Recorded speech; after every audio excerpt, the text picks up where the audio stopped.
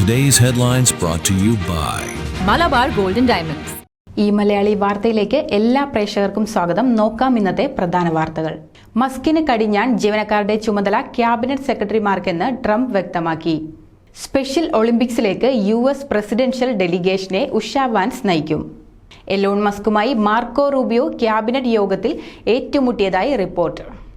Orange Saint John's പള്ളിയിൽ family and youth conference രജിസ്ട്രേഷന് മികച്ച തുടക്കം. ബീസ്റ്റസ് ഓഫ് കാനഡ വെസ്റ്റേൺ ആർമാദം 2025 മാർച്ച് 22 സെന്റ് മറിയം ത്രേസ്യ സീറോ മലബാർ മിഷനിൽ നോമ്പുകാല ധ്യാനം മാർ പ്രിൻസ് മടയങ്ങാടൻ നയിക്കും. ട്രംപിനും കൂട്ടർക്കും ജോർജിയ ലീഗൽ ഫീസ് തിരിച്ചു നൽകും. ബെൻസെൽവിൽ ഇടവക മതബോധന വാർഷികം Esperanza 25 March 15. Kerala Hindus of north അമേരിക്കയുടെ ഫ്ലോറിഡ വിരാട് 2025 ശുഭാരംഭം ടാംപയിൽ ആഘോഷിച്ചു. ഇന്റർനാഷണൽ പ്രെയർ ലൈൻ മാർച്ച് 11 സമ്മേളനത്തിൽ ഡോക്ടർ ബാബു കെ വർഗീസ് സന്ദേശം നൽകുന്നു.